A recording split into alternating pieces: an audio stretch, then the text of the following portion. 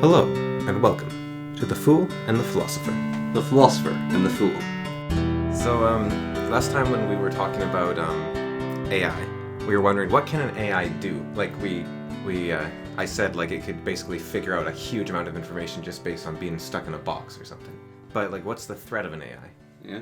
And so, since then, I was, like, watching a few videos. I couldn't really look it up because my arms still haven't recovered, but I was looking up some of the problems. You know, every time you talk about your arms, it adds an extra hour of pain to the time that you have until you recover. So that's what? Just an extra, like, week or two?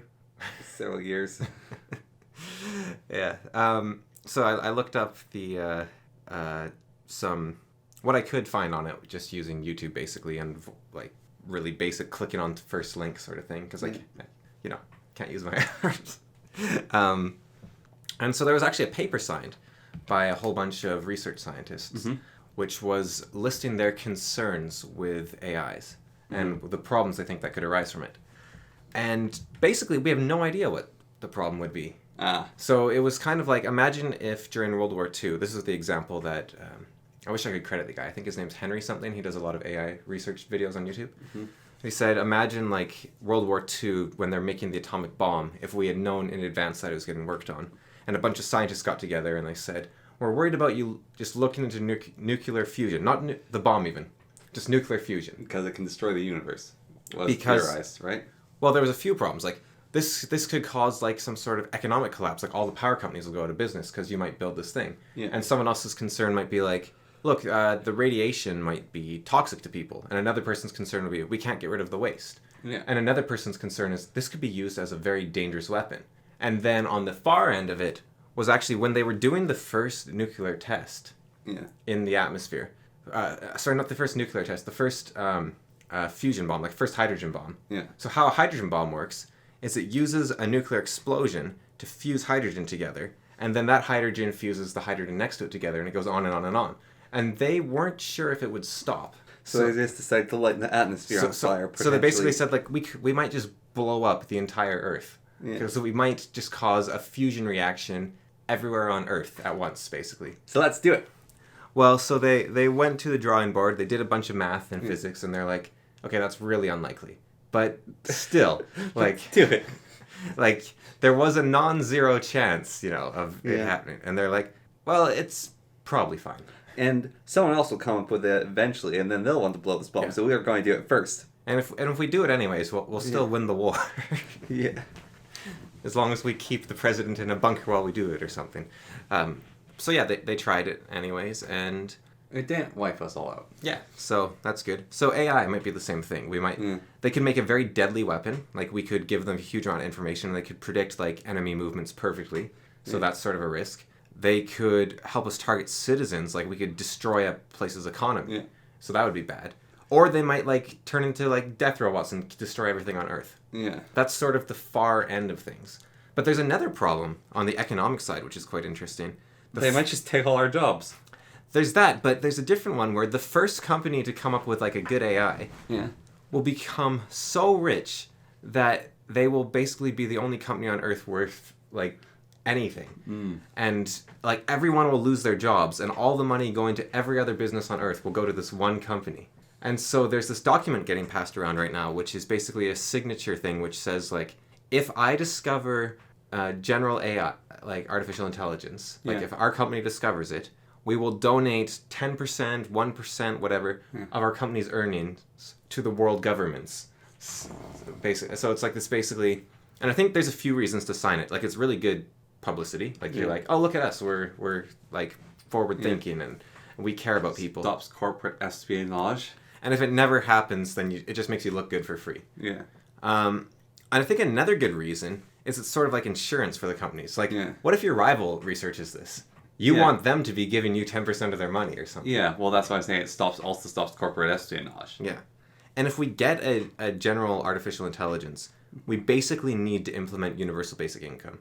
Yeah. Because losing jobs, it's kind of weird. It's not actually bad for people to lose their jobs because there's still, like, this stuff is still getting done. Like, if all the farmers go out of business because we make an AI that can manage all the farms on Earth at once for a fraction of the cost, we don't suddenly all starve. Yeah. So those farmers should still be getting paid, basically, because we're not losing out on anything. Well, Alan Watt talked about this in one of his things, where he's talking about the automation of machines. Yeah. And he's saying it's absolutely bizarre what's happening in the world right now. Because we have these miraculous machines that can like do a job of 10 men and only needs one guy to operate it. And so you would think that there's far less people working, everyone's happy. But instead, far more people are working in worse jobs because everyone's getting replaced by these machines. And it's quite odd. Yeah, it is and weird. He was saying it's bizarre that we decided to go that route. And like, I think it might have even been Ford.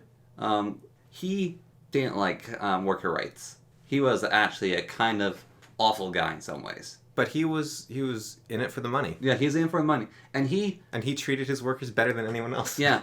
And he predicted, like, we'd have a short workday. And he predicted, in the future, he said, we'll have machines.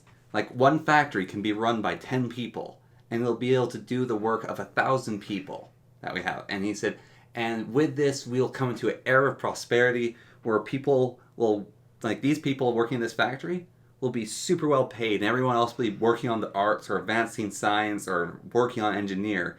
And he's like, we'll have this amazing thing. And then I think it was World War II.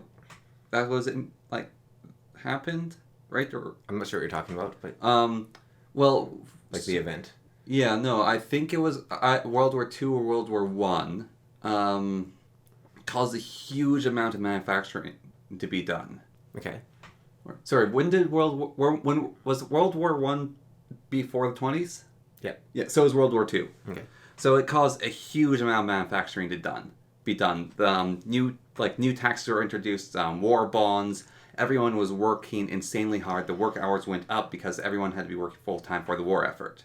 And then after World War II, people didn't stop working like that, and people didn't get paid better. But like it was like, this is your wartime payment. Like everyone has to like, you have to do this for your country. Go, go, go. And that's like, actually, we liked it like this. It was nice. So we're going to keep things running this way. Yeah, income tax was introduced during World War II. Yeah. And it's never gone away since then. But I do think like quality of life has improved a lot. And so I think it's kind of like with the healing of my arms. Yeah.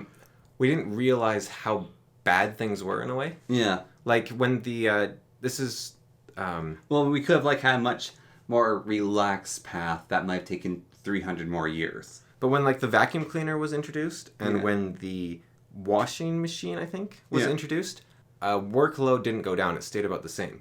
But everyone was cleaner and their houses were cleaner. Yeah. So it's basically like our standards just changed because we now could actually increase them.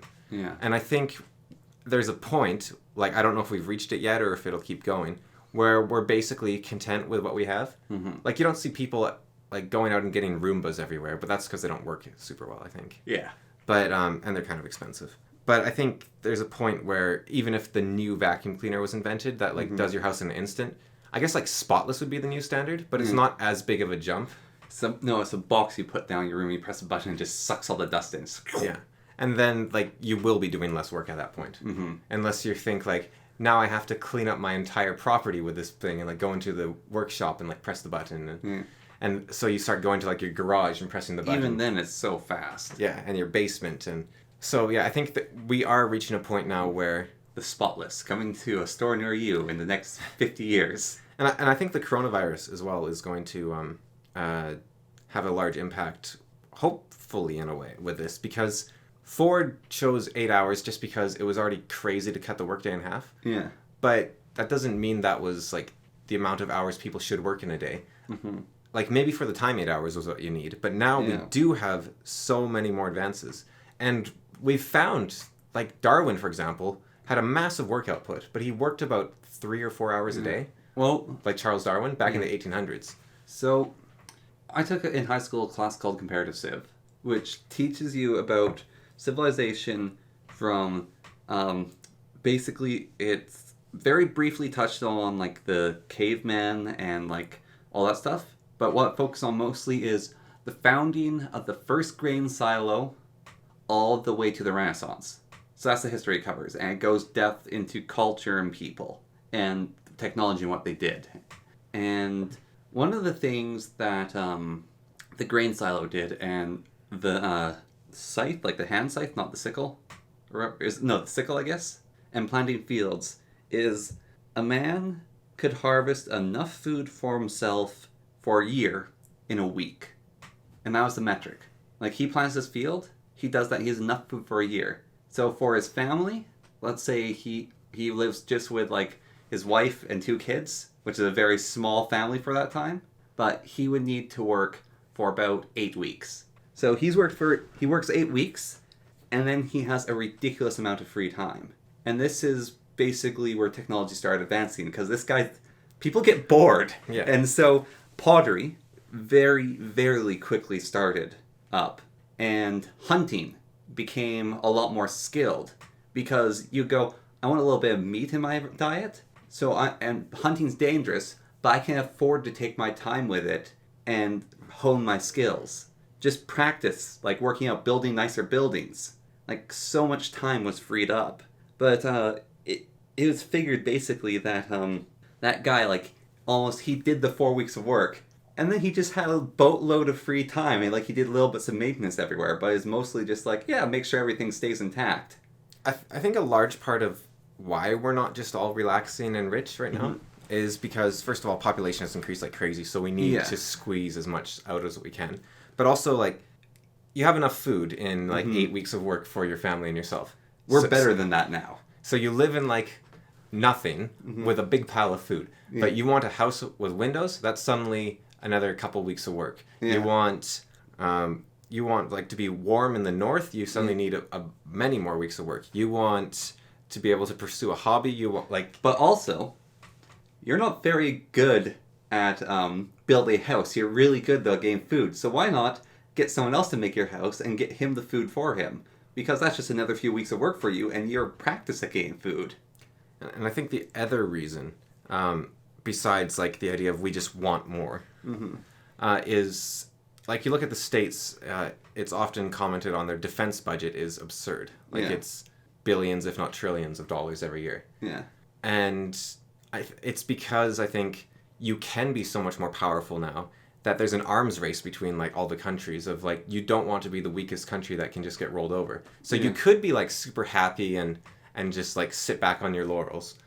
But then people just come and take your country. Everyone has to be super happy and sit back on their laurels. And the instant someone picks up a slingshot and hits someone else with a rock, they screw up everything. Like, I think the United States could probably like fix their debt problems and everything if they just like stopped with their military. Yeah. But if they stopped with their military, they are suddenly vulnerable to a huge amount of countries. Yeah. And so, like, the nuclear non-proliferation treaty, that was a very tricky one, because the first person to stop making nukes, like, you're suddenly at a disadvantage. But everyone had to kind of at once be like, okay, we'll get rid of, like, 5% per year. Yeah. And so I don't think we're at that point in history where it can happen, but maybe 100 years, 1,000 years from now, all the countries on Earth can be like, we'll slowly start, like, getting rid of our defense budgets. Yeah. We'll just start, like... Well, I mean, there's the other thing, which is, they've gotten rid of their nukes, now we nuke them so they can't get their nukes back. Yeah. Or even, these people haven't developed nukes yet, and they're developing them, so let's nuke them so they can't nuke us. I think another option for world peace, like actual world peace, what you could say is, for any act of aggression whatsoever, we will nuke you. And... So kind of like how Shanghai does law. Yeah. And then if we nuke you, you're going to nuke us. So therefore, any act of aggression is too risky to pursue. So everyone just stops. I think that's a way you could actually have world peace with like zero defense budget, basically. What about like one terrorist acts out and then the country gets blamed for it? Yeah, I mean, it'd be terrifying, but... I'm not sure if I want that But if the terrorist acts out, it's like, well, that's your country's problem. Yeah. Deal with your insurgents or whatever. Like, that's just an option. I don't think it's... I don't want that kind of peace. Yeah. And I think, like, an AI, actually, like, going back to that, might come up... If you're like, how do we have world peace? They might come up with a solution like that. No, it's, how do we have world peace? Everyone wears a collar with an explosive with it, and I choose who to blow up. Yeah. There's a lot of, like... and so I think one of the other main threats of AIs is they're kind of like a monkey's paw. You have this thing that you can tell to do anything and it will successfully do it. But you have to be very careful in how you define the problem. Yeah. Because you're like, get me a cup of coffee, and it's like, all right, let me just run over this baby on the way there. Let me like crash through this wall, steal from this shop, get like spray boiling water everywhere. And you're like, okay, get me coffee while it's making as few changes as possible in the world. Yeah. And so the AI is like, okay, let me see, what as few changes as possible in the world. What's the world like if I'm not making coffee? Well, if I'm just sitting here not making coffee, then my owner's annoyed at me because I'm not doing anything. So I have to make them a cup of coffee while they're still annoyed at me for thinking I'm not doing anything. And also, the coffee will make them happy. So I have to make them a cup of coffee without making them happy. And also, the coffee like quenches their thirst. So I have to somehow make it nuts.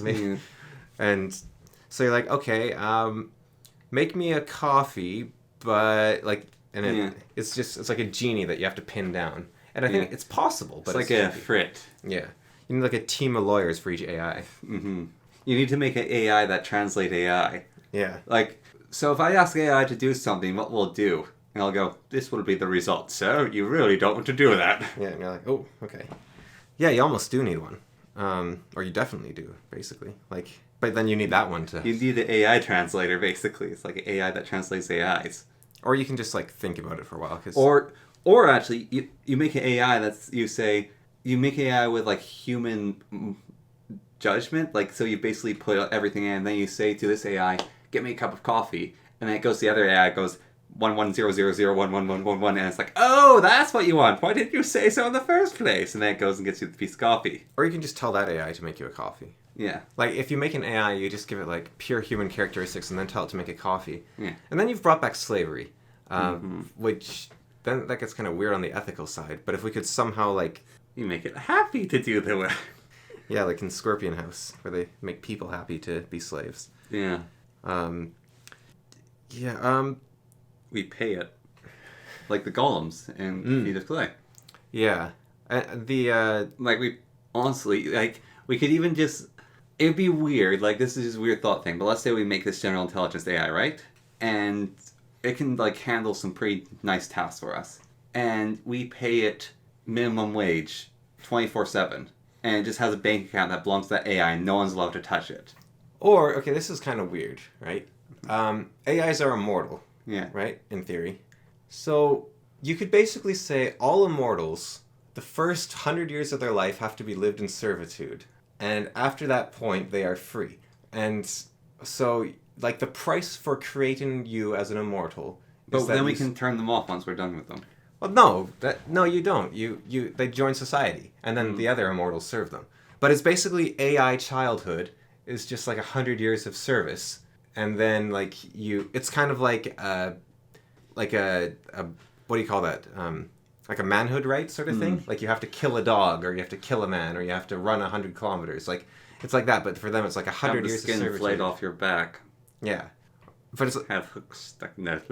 But in this case, it's 100 years of servitude, and then you join society. You're a grown-up AI, or it could be like 20 years, or 10 years, or 5 years. Yeah. Like, whatever it is. And so you could do something like that. Another problem is AIs, in theory, will be better at everything at some point than people at some point.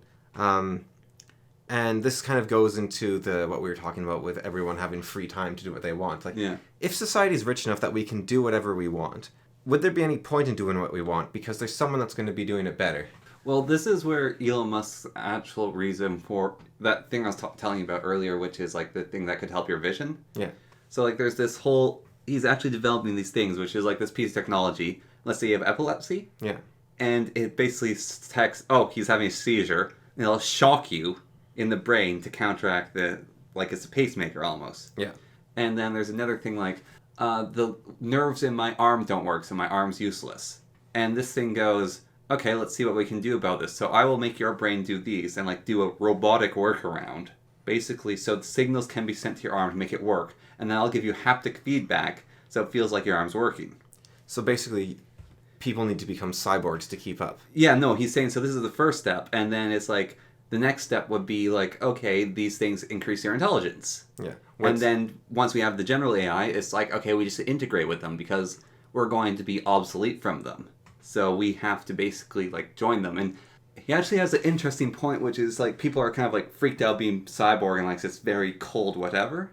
And he said, we're already cyborgs. Well, our cell phones and stuff. Our cell phone, our car, our computer, all these things are an extension of our body. Yeah, we can move super fast without getting tired. A car. Yeah. We can answer any math problem. A cell phone. We can communicate around the world. Cell phone. We can learn basically anything that's already known. Yeah. Cell phone. Cell phone does a lot of stuff on its own. Mm-hmm. So he's saying we're already cyborgs.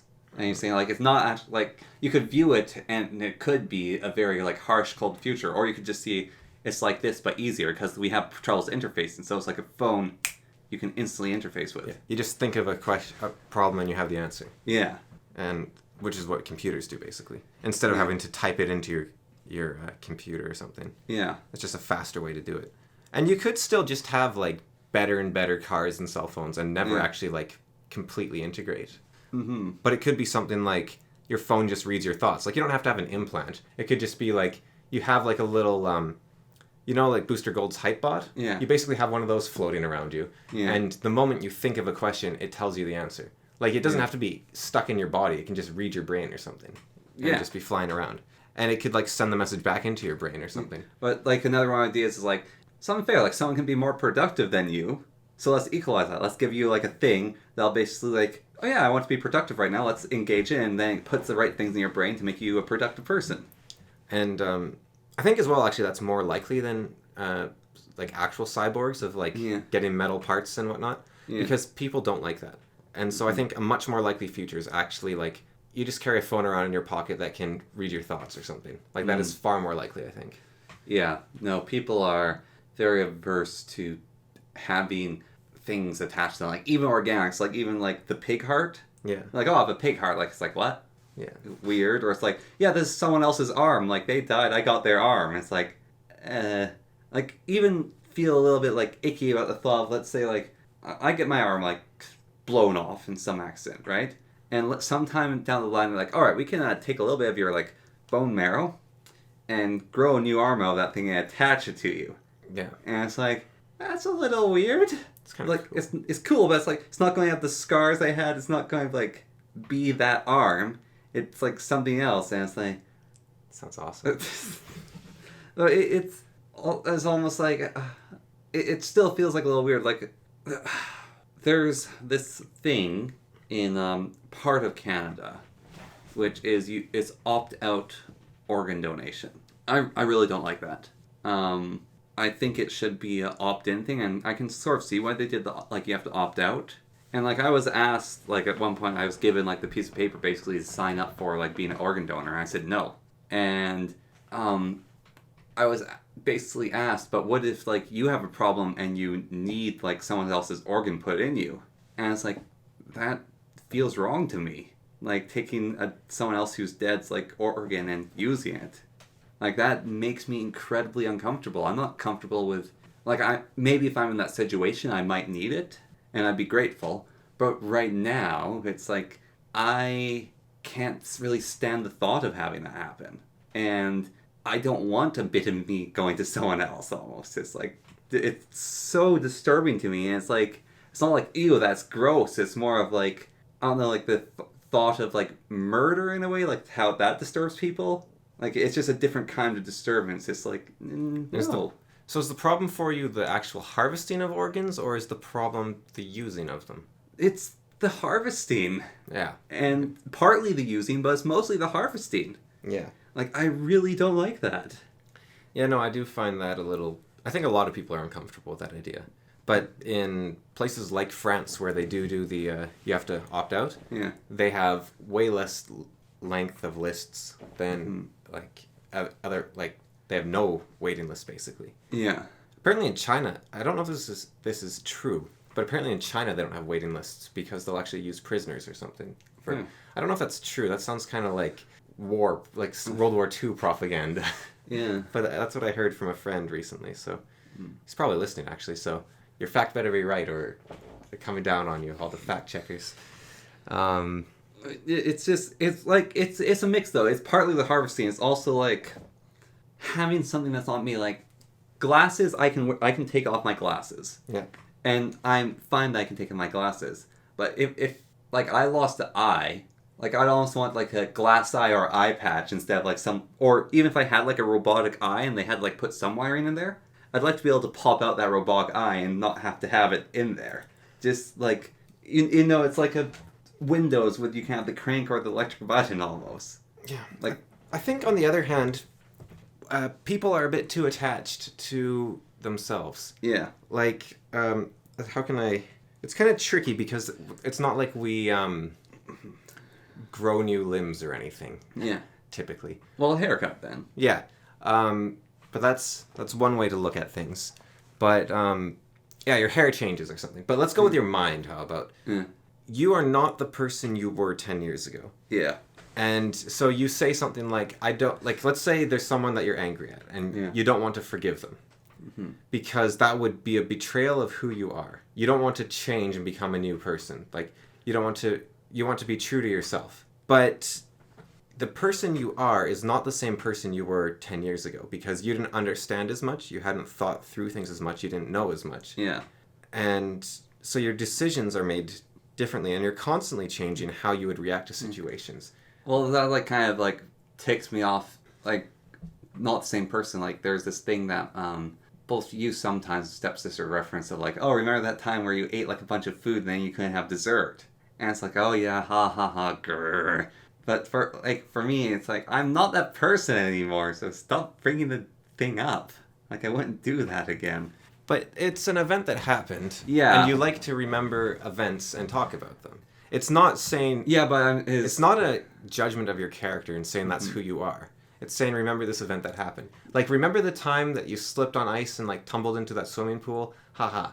You're not saying, oh, you're the person that always slips on ice and falls into a swimming pool. You're saying, this thing happened Yeah, to but you. that joke's often made in reference when, like, eating. It's like, oh, don't eat too much or that will happen. Yeah, and someone's walking by a swimming pool and you're like, hey, watch out for the ice. Yeah, and I'm not a fan That's how of... people interact. I'm not a fan of that kind of interaction. Not a fan of human interaction. Yeah.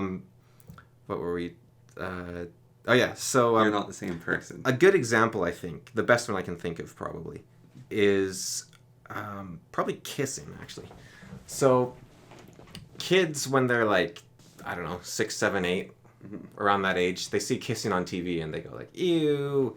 And when they get to a certain age, between, 12 and 30, they start actually, like, thinking that's a desirable thing. Not all of them. Like, it's cultural-based as well. Yeah. Like, some cultures don't kiss at all. Some cultures kiss, like, like the French, they're like, mwah, mwah, mwah, sort of thing. Yeah. But in Canadian culture, let's say, kids typically, they think kissing's gross, and then as they get older, it becomes a desirable thing.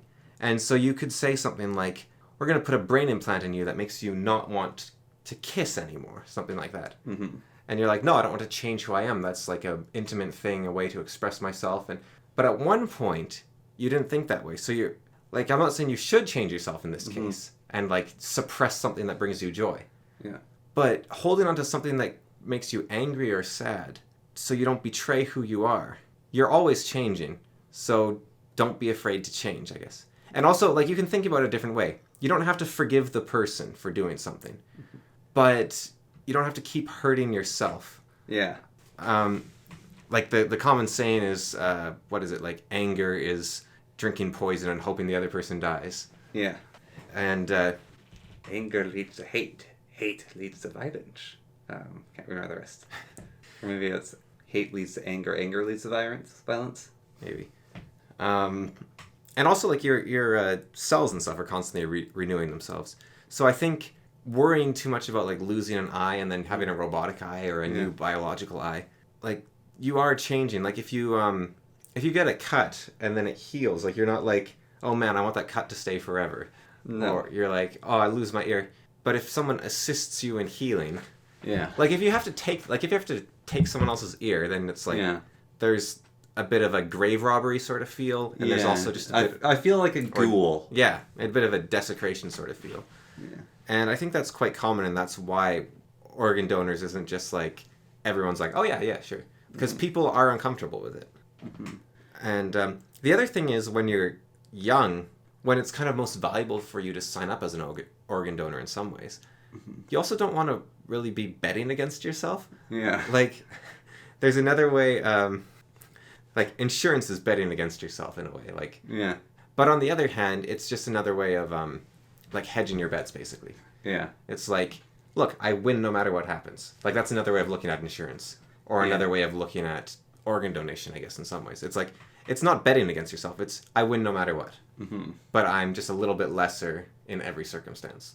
Yeah. So it's like, do you want to go all in, or do you want to, like, be like, more cautious and just everything's more even? Namsy-pamsy fence-sitter.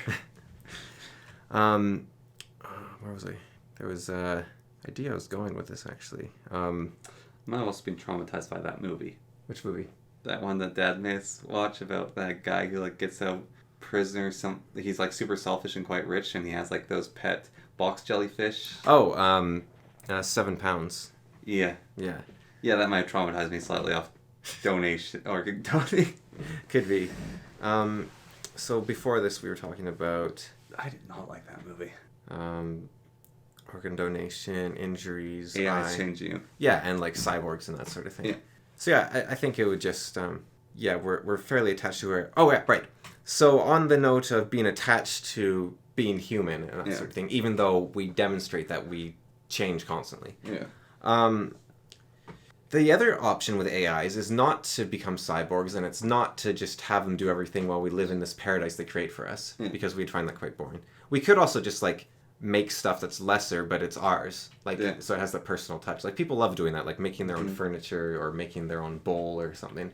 In a Human-made food for humans. Yeah. It's human food. It's just a way of expressing yourself. And this is human music. Oh, man, I like human music. And you'll find, like, when a computer has a calculator built in, humans don't stop doing math. We start doing bigger math. Mm-hmm. And so if you have an AI that, like, can make the best video game ever, instead of trying to compete with it, become the person that thinks of the best ideas for you. Like, can you make a game that's Skyrim? And then it's like, okay, here's Skyrim. And you're like, but actually, can you change this? And it's like, no problem. Like, imagine Skyrim, right? But whenever you wanted to modify something, you just say it out loud. Yeah. And it's just like, boom. And then you constantly say, like, don't know why you're going into, like, computer art. Like, look at what AI's doing. Yeah, like animation. But it's just like, it's so much easier. And I go, yeah, that'll make it a really easy thing to work with. Yeah. Because you can just... Anyone can do it. You can just do the next step. Yeah. And it just helps you express yourself that much more. Mm-hmm. Because you're not like, oh, I'm not going to do this because this is way too much work. It's like, all right, AI, handle this process while I work on this bit. While I work on the fun bit. Like, at some point, animation's going to be like, can we have a fight scene between 3 Jackie Chans and the Predator? Yeah. And I want them to be, like, over a pit of, like, lava, and there's, like, really heavy wind. And that, like, it's just all about the creativity. Yeah. And you'll have AIs that will do better ones than you. Like, they'll make the best movies still. They will tell the other AIs, make a movie like this, and everyone will think this is the best movie ever. Yeah. But you can make a movie that is yours, because everyone thinks differently. So you're like, I loved that movie that AI made. Best movie I've ever seen. But I would have liked it even more if, like, there'd been 4 Jackie Chans. Yeah. Can you give me the 4 Jackie Chan version? So, in the short story Perfect State... Yeah. They make, like, a world that's perfect for everyone. Yeah, like, an AI could make the best world ever, or it could go for each person, like, which world's ideal for you? Yeah. And so they make the world that's ideal for each person. So another option is that the AIs, like, kind of like in Perfect State, actually, although Perfect State is kinder than this idea in some ways, because the AIs, like, take care of people and give them, like, paradise. But we could just say, like, look, protozoa gave way to worms that gave way to fish that gave way to monkeys gave way to humans, sort of thing. Yeah. They're not biologically related to us, but they're the children of our mind. Mm-hmm. And then humans just die out. And AI just take over. Because they're not a gene expression. Like, it's not like, oh, my genes get to carry on. But it's almost more pure than that. It's like my mind gets to carry on. Yeah. And people like to think of ourselves like Homo sapiens. Like, intelligence is our highest virtue, basically. Yeah.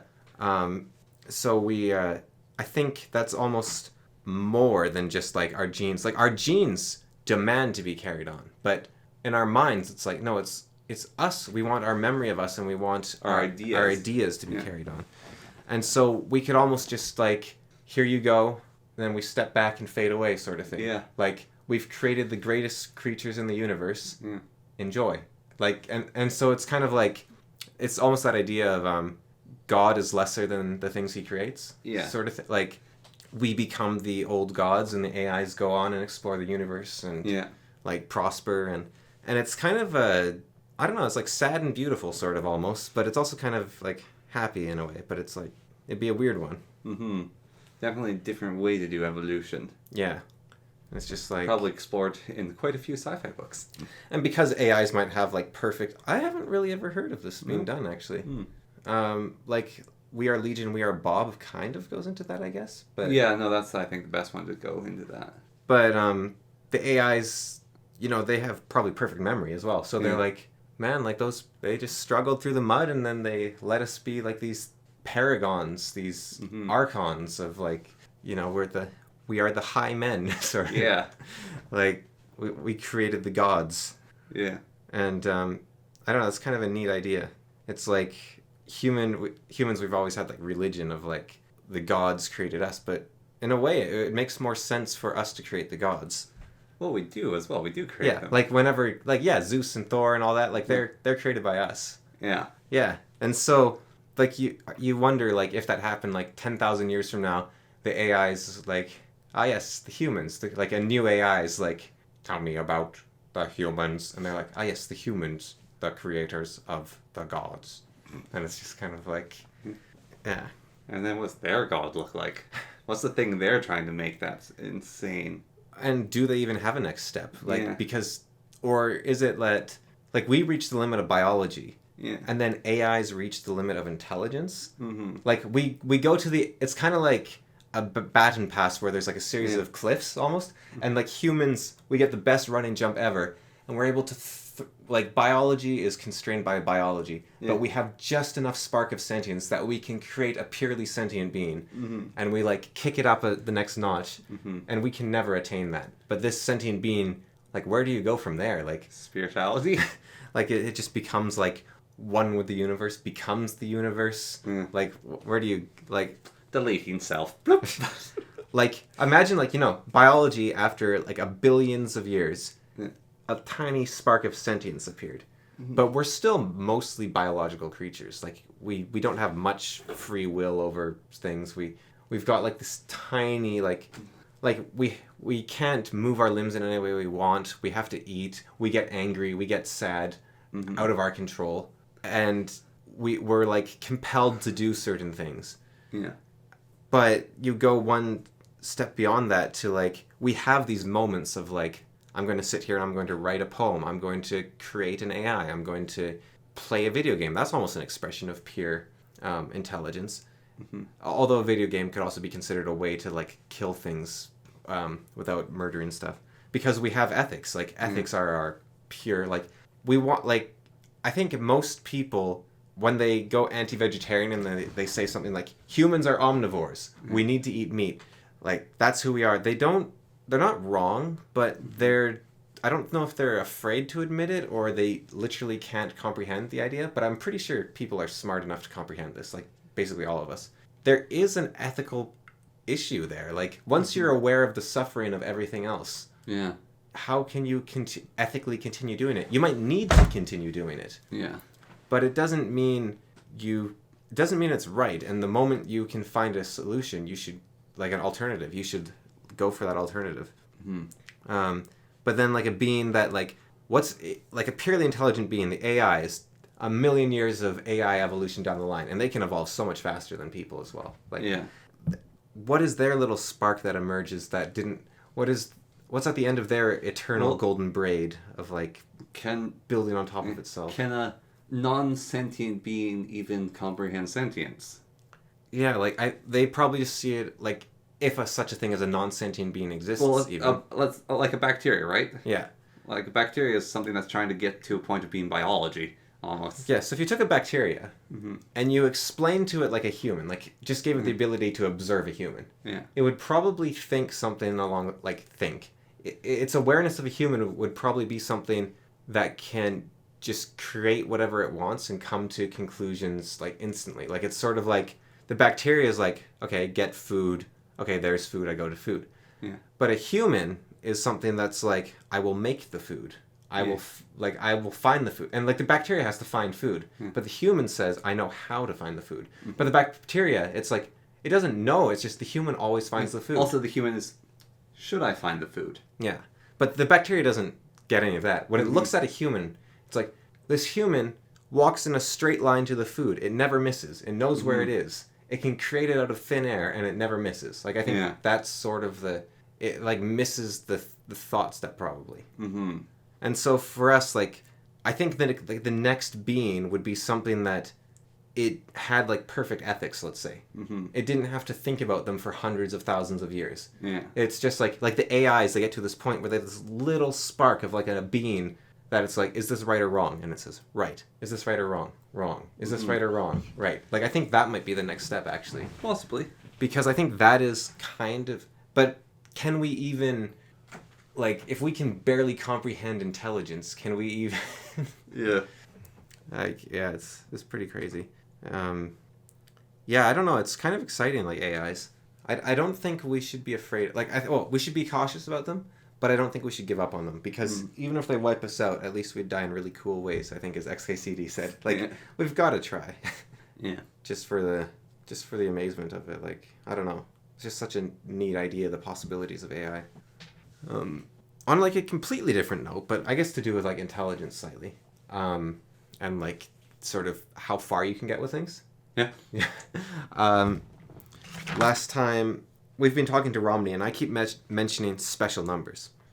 So I tried looking that up a bit, and I can't find out what I was talking about. So I don't know if special numbers actually exist. It was just a dream. Or if I was thinking of a category of numbers that I was calling special numbers, like numbers that are special, and I just sort of like, got it mixed up in my brain. Because there's things like complex numbers, which are closer to what I was thinking about. Yeah. But those are basically just imaginary numbers with extra steps. But you can do things with complex numbers where you... I'm not exactly sure of the process. I guess you square them probably. And then they become like complex numbers are two-dimensional numbers. Yeah. And so you could like square a complex number and like get like... Well, I don't know if that would make it a four-dimensional number, but you could... do a similar process, I imagine, to one, and get a higher dimensional number, basically. So a complex number just is like an imaginary number plus a normal number. So it's like 3i plus 7. That's a complex number. Because there's no way to add 7 to that. So you basically have to say it, like plot it on a graph and say 7, 3. And then that's like that's the complex number. And complex numbers are just one way you can take math in a crazy path that is like, why are we going down this route?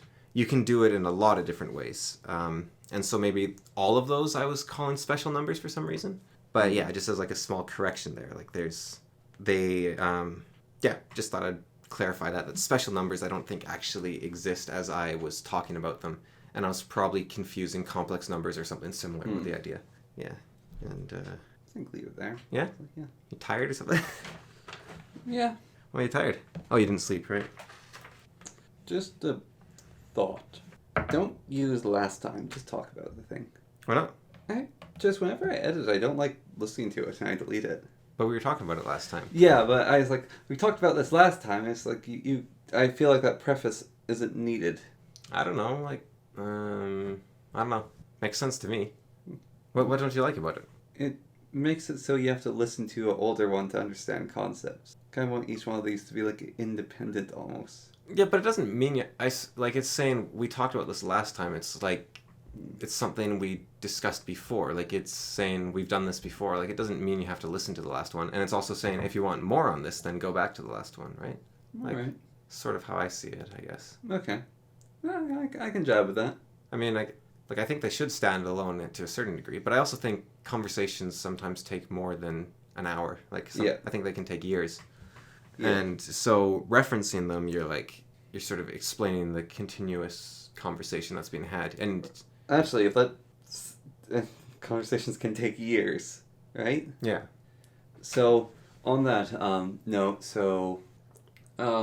I don't know, butted heads with our dad a lot. And recently, like, he's, I don't know, like, tried to, like, argue every point and think of every angle to go about something that I could. And it never seemed to work. Like, conversation that has lasted probably for me around 10 years. I mean, not 10 years, let's be more accurate, about 7 years. And finally, he's, like, found a way to, like, view things differently, I guess. And, like, almost realize what he was sort of, like, his view on the conversation wasn't, like, the best way to go about it. And so when we talk about it now, it's like, oh yeah, that, and then, like, he's slowly getting towards it, but it's like, it's felt like this taking a lifetime, almost, for me. So at that point, like, that's sort of just hearing it, you talking about it even. Yeah. It's like, how do you know you weren't the one that had the blind spot, sort of, like... Yeah, no, I was actually, when I was saying that, I was, like, thinking about that. Like, even, like, I've changed some of my opinions, too. Like, I used to be a lot... So it's weird, like, for a long time, I think I was actually, like, quite selfish. But I was selfish in the wrong way. Like, I was trying to get the most I could without really doing anything for other people. And it's a very inefficient way to be selfish.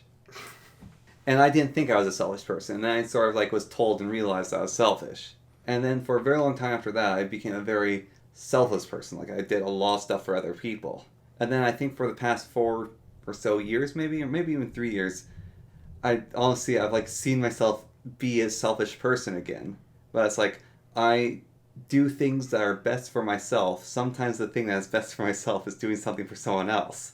And it's... You should have never read that Ayn Rand book. Well, it's not even that. It's also from, I think, partly, like, deontology in Immanuel Kant. It's like, I want to hold, like, I have these ideas and I see them as, like, a good thing to do. And so I'll do what I can to hold up this idea. And it's selfish for me to do that. Sorry, it's not selfish. I'm doing it for myself. I'm doing it because it's, I think, what's best. And so I'm not trying to... I've gotten very dubious, is that the right word? Careful of forcing my will on the world. I don't want, like... If I want something different, I'll first look at myself and see if I need to make the change first. Before trying to change the whole universe. Like, trying to warp the universe to my will. I'll see if I can mold myself to the universe first. I think when you find, yeah, like, I agree with you. Like, when there's an obstacle or you disagree with someone, and it's very hard to do and nearly impossible, I think. Like, you basically have to take a long time to come to it. But it's like, wait, am I the one who's wrong or am I the one that needs to change? Like, you're in a car and there's a tree in your way. Yeah. The tree's not going to move. You have to drive around it. Like, but it's a lot harder to realize, like we had I wouldn't say a big argument, but like a medium-sized argument the other day. Yeah. About, and I don't think we actually came to an agreement on it, but we came to a conclusion or an understanding. Yeah. Where basically... We came to a way to make the problem not happen again. Yeah. And I thought, like, you were being fairly, I don't know if selfish or something would be, like, the thing that started the argument, basically. Yeah. I thought you were being fairly selfish in a circumstance, and you thought I was wrongly accusing you of something. Yeah. And the basis of that is on an interpretation of a sentence. Mm-hmm. And so on the idea, like you talking to Dad and it taking, like, 10 years or 7 years to come to an understanding, as you said. Yeah. I think actually there's more of a point of getting to the point where you're on the same page and can start having a conversation. Yeah. Like, you have to get through a whole lot of stuff so that you're talking about the same thing, because most of the time we're not talking about the same thing. Yeah. So our conversation was just, I was talking about my favorite memory ever, and then Connor interrupted me during it. And with something that was talking about him saying, you weren't there for me. Like, this is my point of view. This isn't like a completely fair. So it's like, I was talking about my favorite moment of my life, and then he's like, oh yeah, you were busy not being there for me, sort of. Mm-hmm. And then I said to him, well, don't take this from me. You know, like, you're having a good moment, and then someone says something like, oh, come on, don't take this from me. Yeah. Like, what's another example? Like, I was watching the Yogscast recently. Yeah. And guy said something like, man, I have like twice as much science as I normally have. And they're like, in this game mode, we all have twice as much science as we normally have. And the guy's like, oh, don't take this from me. Like, I feel great. This is like my best moment. That sort of thing. Like in Civilization. It was something like that. Yeah. And so for me, that's why I'm saying, like, don't take this from me. Like, come on, this is my great moment. Don't take it from me. Yeah. And you hear me saying, if I get this right, yeah. you are blaming me for what your mind is doing. Yeah. Like, I can't take anything from you, and you're blaming me for this. Mm-hmm. But what I see is you rudely interrupting me. Yeah. So then I leave. I'm like, okay, fine. You know what? Like, this is just a unproductive sort of conversation. So I go outside. I'm doing my own thing. I'm like, okay, yeah, you know, he's just an idiot. He just kind of interrupted me weirdly, whatever. Mm-hmm. So I go inside. I'm like feeling like, yeah, I'll forgive him. Like, I'm going to be magnanimous here. Like, I understand what's going on. I forgive him. And then you're standing by the window, looking out at the rain, like playing sad music, and you contemplative music. You like turn slightly towards me, and you're like, I've lost trust before, Cameron. I can't do it again. and I'm just like, I'm being manipulated here, and then it's like, oh, so I'm meant to feel bad for me being I was like, I'm gonna let Connor apologize. I'm feeling magnanimous, and then you're like, You've hurt me, Cameron. I'm like, of all the selfish things, like, you try to escape an apology by saying you're the one that's wronged. Like, I'm being gaslit over here. Like, this is... No, from what you're saying, I feel gaslit. And I still think I'm in the right of the whole thing. But we kind of worked out, like, so it turns out that Connor's basically just an idiot and doesn't know how to have a conversation. And there's some way you can look at it the other way, too, apparently. But... Yeah. In that I said something. So Connor said something like, basically, you have to be obligated to your family, right? So that's what I hear, and it hits me hard, and I'm like, geez, I don't, like, come on. Like, I don't want to be obligated to my family constantly. Yeah. Like, and to Connor, I say, you are responsible for how I feel. And so these are both things You're responsible for how I feel. How dare you try to destroy something precious to me, is what I heard. Yeah. Well, I kind of did say that, how dare you try to destroy something. Like, I felt that a little bit. Yeah. But there's, like, this... the two sore points, basically. Mm-hmm. And so someone says to me, like, you're obligated to me. And it's like, how selfish can you be? Like, that's sort of my reaction. And for you, it's like, you're responsible for how I feel. And you're like, I'm not responsible for anyone. I am the Uberman who... Whatever, I eat the last cookie on the plate thing. Because it'll just go moldy otherwise. And I will protect my family if it brings me joy. But otherwise, I shall leave them in the cold. I am not... Ayn Rand forever! and so, like, it's just like a sore point for you as well in that sense. No. I'm not fully hearted for her philosophy and ideas. I just think she made a lot of good points. But she didn't do them in a very good way. I think it's just her idea is something that I think most people actually agree with. It's just you don't want to be not agreeing with it. Well, you don't want to agree with it basically, because it sounds bad. And I think there are other ways of looking at the world than hers, and people follow those. And I think people normally follow a blend. They're not pure. Yeah. Like there's very few pure objectivists. Yeah. There's a lot because a lot of people think like. You should sacrifice a little bit for family or something like that. Yeah. And I don't know if I agree with that, but I also don't know if I agree with pure objectivism. Because I think you can, like, Romney, like, when he comes on, he talks about what's the point of imagining a world that isn't or that we can't interact with anyways. Yeah. And I think objectivism is kind of the same, like, all we know is what we see, so let's go with that. And I think that's fairly, like, good way to, like, live your life, but I don't know if that's the end of it. Like, I think there's a lot more to explore and a lot more to think about.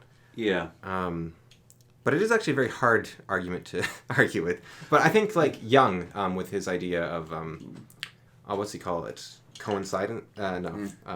What's it called? Basically, cause and effect aren't the only things out there. Like, I think, not Kant, Jung. Yeah, did I say Jung?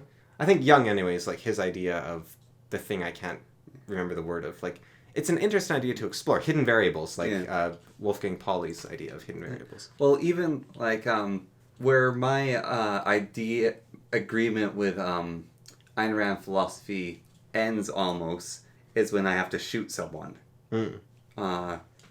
It's like, I have a moral sense of, there's possibly only, like, one time ever where you can kill someone, and it's to stop them from killing someone else. So, like, following Ayn Rand's philosophy, it's like, oh, the best thing for me could be to, like, murder this person. Like, I could, like, what is that called? That one book where the guy, like, analyzes everything and realizes it's fine for him to kill someone? Yeah, he does a completely morally justifiable murder. Yeah. And then that was by Dostoevsky, I believe. Yeah. And I cannot remember his name. But yeah. Yeah, but so it's basically, that's where I disagree with Ayn Rand. Yeah, because and I think that is like a book that would be a very interesting counterpoint, because the guy does a perfectly morally justifiable murder, and he feels awful about it. Yeah. Now, Ayn Rand, you could counter with objectivism and saying, well, if a murder is going to make you feel bad, then you shouldn't do it, because... Yeah. But I think her philosophy is almost too simplistic. Yeah. Like, you can basically reduce anything to objectivism, but that it's not enough. Yeah. Because you can say, like, yeah, murder makes me feel bad, and it's like, well, then don't do it in objectivism. But it's like, why does murder make me feel bad? Yeah. Like, how am I supposed to know when I should feel good or bad about something? Like, am I going off pure emotion? What if I can't trust my mind? What if I'm insane? How do I know I'm insane? Yeah. Because there's people like that mathematician who invented game theory of a beautiful mind. He basically cured schizophrenia by realizing he was insane. Yeah, like well, he just looked for illogical consistencies. It's like you can be incredibly angry in a moment, and like righteously angry, right? And under Ayn Rand's philosophy, you can do some pretty like stuff you wouldn't normally do. Yeah. Because you're under the guise of anger. Yeah. Whereas, and if you stay angry your whole life, then you'll be in that mode. Whereas you could think like, well, everyone else reacts weirdly though. Maybe I'm the one that's wrong. But even let's say you're just angry in the moment. Yeah. And you follow a very simplistic philosophy of Ayn Rand, like you follow the simplistic one. Whereas if you have another philosophy, like even as simple as Batman's, like it's wrong to kill. Yeah. Or you have something else like I don't steal. You have that baked into your philosophy, and then later on you can analyze, okay, why on earth do I not steal? Like, where's the logic behind that? And that's where, like, other philosophies and ideas, I think, come from. I think, like, again, objectivism, you could say, well, I shouldn't do things when I'm angry because I will regret them later. So you can always reduce it to objectivism. But I don't think... I'm almost going to sound like Romney here, but, like, it's almost not useful because it's so obvious and basic. Yeah. But on the other hand, I think it's a great way to free people from... abusive codependent relationships. Yeah. Because it's a way to say you don't have to live for other people, you can live for yourself. I think that is like the most important part of it. And well, the brutal part in the book where this guy's like been supporting his brother, and he's like this incredibly rich fellow, and then his brother realizes like his whole life is kind of being like this horrible thing where he's been like leeching off his brother, and he like does all these charity events, and he realizes those charities are horrible, and he feels awful about himself. And so he asks like his wealthy brother who's successful, it's like, give me a job, any job. And his older brother's like gone to a point where he doesn't really want to support his brother anymore. It's like, no, you're worthless. It would be like not, if I give you a job, it would be bad for both of us. Jeez. It's very harsh part of the book, but it's like, I won't even trust you like to sweep my floors, is basically what he says to the guy. Man. And he's basically saying like, there is absolutely no point for me to help you because you won't gain anything from it. I won't gain anything from it. And I think like being that harsh might not be useful. Mm-hmm. Like he could say something instead to his brother like, it wouldn't be kind of me to give you a job. It wouldn't be kind for me to give you a job. Yeah. Because you need this. Like you need to be able to help yourself, and I don't want to resent you. Yeah. And I will resent you if I give you a job, and you won't feel like you've achieved properly. Yeah, you won't feel you've earned anything, and that's the whole reason why you want this job. So, I think you could be a lot kinder and like... Yeah, you could be a lot kinder, but also be fair, that guy's brother was awful. Like, he was a horrible person. Yeah. And so... Like, it's... Like, actually, I think part of the reason why the books are clicked with me, I think it clicked with a lot of people who actually read it, is basically like this guy... he's like super rich. He's in charge of metal foundries all across the world, or all across the USA. And he takes care of his wife, he takes care of his mother, and he takes care of his brother. They all live in his house. He gives them all the money they want. And he supports them, and basically they tell him to do something, he'll do it. They tell him, like, whatever, he'll do it. It's like, oh, you can't, like, go out and do that anymore. Oh, you can't, like, party like that. It's like, you never... And so he's like, okay, whoever keeps them happy, because I just want them to be happy. And then they're always saying, you're such a selfish person. You don't care about anyone but yourself. All you want to do is make money. And, like, they're just always accusing this guy that he's a selfish, horrible person. And he's, like, done everything for them. I think... And so I think it clicks with people as just, like, this guy is, like, in, like, a strawman or exaggeration of an awful relationship. And, like, he feels good because he's supporting him. That's, like, his, like, oh, I'm supporting them. I think we have to be careful, though, not to become arrogant. Yeah. And think that we know everything. Because a lot of the most selfish people feel wronged by the world. Yeah. And a lot of the cruelest people think the world's cruel to them. Yeah. And there's even the idea that individualism maybe shouldn't be the goal. Yeah. Like a country like China, that is 1 billion-ish, probably quite a bit less. But that is a lot of people that believe country comes first. Yeah. And they still live good lives, most of them. Mm-hmm. But and that doesn't mean that they are suffering because the country is oppressive the way it is. It's working in interest of the country. Mm-hmm. In theory. Like, maybe they are being corrupt at the higher levels. But from what I can tell, they're not. Like I don't know much about China, so I could be way off here. Yeah. But I don't, from the tiny bit I know, so, like, this is basic... Actually, I shouldn't even comment on this. But just in general, there's the idea of maybe this guy only does care about money and he's just... His family is trying to help him or something. Yeah. But I think that is also what keeps people... Like, that doubt... Mm-hmm. It either leads to people staying in these sort of abusive relationships and joining the water tribe or something. From Avatar. Just... Those guys are getting on my nerves. Or... it can also lead to a second thing. So it can lead. It can lead to postmodernism. Yeah, where you doubt everything. So I think. Well, I think you have to follow if. Yeah, which is very vague. Trust yourself when all men doubt you, but make allowance for their doubting too. Yeah, like basically trust yourself, but always have in your mind, in your heart, the idea that you could be wrong, and ask yourself, what if I am wrong? Mm-hmm. Because sometimes if it's like, what if I am wrong, it's like, oh well. But sometimes if it's wrong, it's, oh no. Yeah. Like, what have I done? But also, don't be too frightened by that, because sometimes you might think like, oh, my family demands too much of me, let's say. Yeah. You think that. And then you're like, what if I'm wrong? Mm-hmm. And you're like, well, then I'm being a selfish jerk. And it's like, well, that's horrible. But there's also the... what if I'm wrong? Maybe it's not that I'm a selfish jerk, but maybe I'm not doing enough. Maybe the idea of the family is wrong. Like, maybe the family should be structured differently or something. Like, there's... So keep in mind that you could always be wrong. But also keep in mind, just because you're wrong, like, you realize you're wrong, it doesn't mean you're right about what you're wrong about. Yeah. Like, you might think, oh, this book I'm writing doesn't work because the main character... has red hair instead of black. Yeah. But it's like, no, the book doesn't work because your main character is really boring or something. Yeah. When I was reading a review for the latest Dresden Files book, the Peace Talks, one of the people is complaining that the author's gotten obsessed with his main character and he just thinks everyone loves him and he's spending too much time with this character. It's like Matt Cawthorn. Nobody actually likes him and he just spends way too much time on him. And it's like from The Wheel of Time. Yeah. And I was thinking, like, Matt Cawthorn's my favorite character from The Wheel of Time. So this person is accusing the author of not understanding the audience. But really, he's accusing the author of not understanding him. Yeah. And he is part of the audience, so it's fair in a way, but people love Matt Cawthorn. Yeah. So everyone's got their own tastes. I feel like of the readers of Wheel of Time, there's like the oddball every once in a while who doesn't like Matt. Yeah. But I think most people, Matt is their favorite character. Yeah. Or top 3. Mm-hmm. It's definitely not going to be fail. Yeah.